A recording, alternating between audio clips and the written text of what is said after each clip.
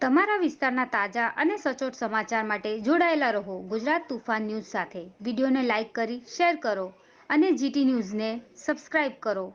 ગુજરાત તોફાન ન્યૂઝ. વલસાડના જાગૃત નાગરિક જ્યારે તાલુકાના કાંજાણરી ગામેથી પસાર થઈ રહ્યા હતા તે દરમિયાન પ્રાથમિક શાળા ખાતે બાળકો કમ્પાઉન્ડ વોલ ઉપર જોખમી હાલતમાં બેસી બાળકો મધ્યાહન ભોજન આરોગી રહ્યા હતા અને શાળાના શિક્ષકોની ગંભીર બેદરકારી છતી થઈ રહી હતી.